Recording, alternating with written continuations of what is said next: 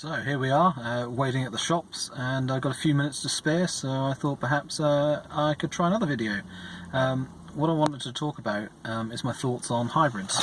I'm definitely not going to get a hybrid, and I wanted to explain why I think hybrids aren't really the right thing to do. And I think it's because you've got several types of driver who will drive a hybrid. You've got those who will just drive it like an ordinary car, in which case, why have they got a hybrid? They might as well get an ordinary car. And they might think, oh, it's got some green credentials, or it's better on economy, so you get more miles to the gallon overall. In which case, yes, but so would adjusting your driving style to be more efficient.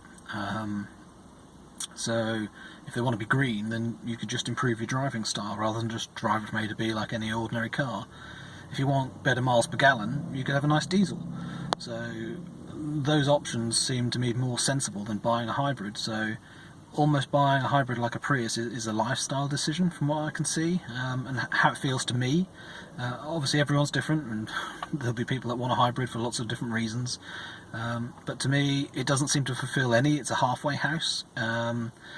If you're not the sort of person that's just going to drive it as an ordinary car, you're probably going to drive it economically like an electric vehicle, so you might even be tempted then to go for a plug-in hybrid.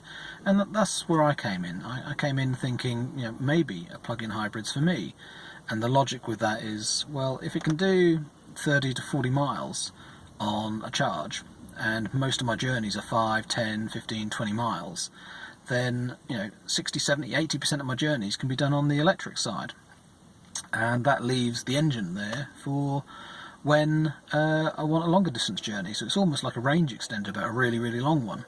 And that in theory sounds perfect. You know, it thinks, oh, it's a great introduction to electric cars, and perhaps that's what I need to do.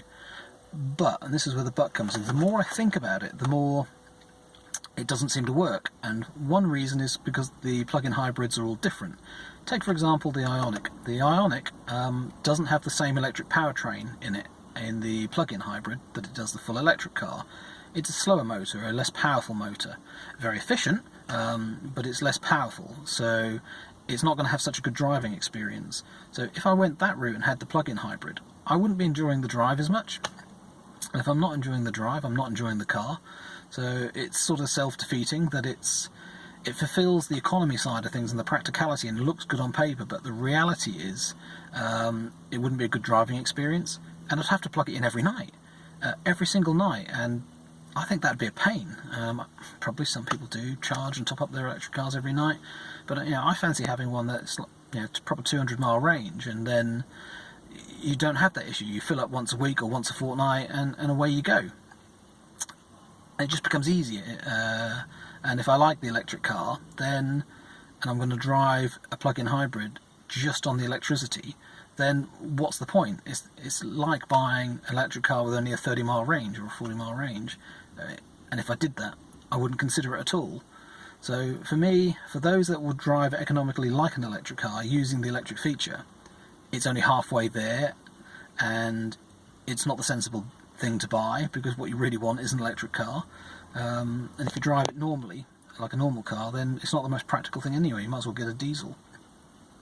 You know, I know people want the green car and they want to save the environment and they want to use less CO2 emissions and all that sort of thing, but it doesn't seem to fit. You've also got the consideration that with a hybrid you've got the engine and the electric, so you've got twice as much technology, twice as much mechanical stuff in there. You've still got the clutch, you've still got the exhaust, you've still got the engine, you've still got all the servicing costs. You're going to have twice as much to go wrong, twice as much to service, and add into that, combustion engines, don't do very well if you start and stop them a lot. They don't do very well just running for coal and running for short periods of time.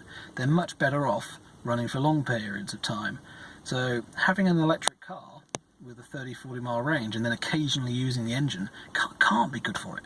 It just doesn't seem to make sense to me to have high maintenance costs and compromise on the electric side of things. So for me, with that analogy, a hybrid's completely out, because it doesn't really do anything for me. I want the electric side of driving, and the plug-in hybrid, although on paper it looks perfect, isn't ideal. I think the plug-in hybrid is perfect for the people that want, say, the Golf GTE. That's a brilliant implementation of it.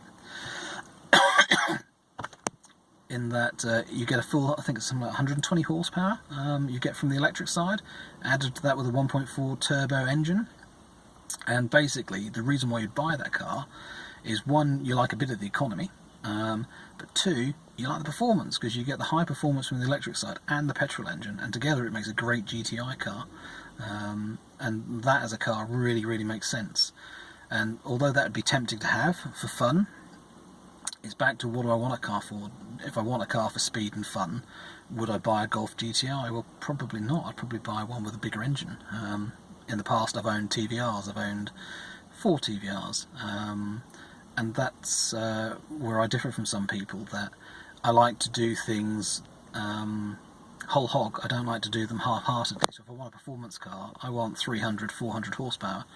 I want a V8, I want something that will really go well. If I want something economical, I want something really economical. I don't want something in the middle.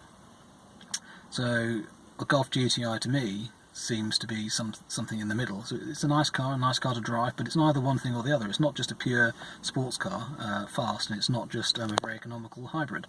So it's a halfway house, and those halfway houses are for me. I want ultimate economy, ultimate electric driving, not the sports car side of things.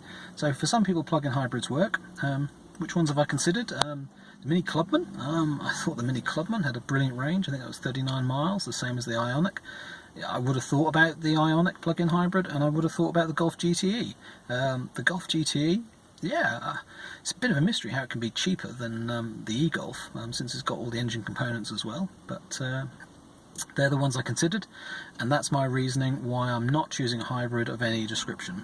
Although this week I'm testing the Ioniq plug-in hybrid, only because it's the only Ioniq I can get on test locally, and I'm going to have that for 24 hours and do a review of that, and that should give me a better idea about the car, its handling, interior comfort, the dash and all those sort of things. And I'll drive it as much as I can on pure electric and get a feel for that technology. And I won't get a feel for how the real electric version will be, because it's just not as performant, so I've got to take that into account. But there we are, hybrids, and why I'm not going to have a hybrid. Obviously it might suit somebody else, it might suit you, but not for me. Thanks for watching. Please like and subscribe. Hope you're enjoying these, hope you're enjoying the journey, and I hope it's helping some people. It's going to be nice to look back on these when I do decide exactly what I'm going to do and what I'm going to get, because it will all make sense at the end. Each individual video, each individual thought might not say everything in clarity, but collectively it should all make sense, and that's what I'm hoping, and that's what the journey is all about, isn't it? Finding everything out and then making a decision. Take care. Again, thanks for watching. Bye.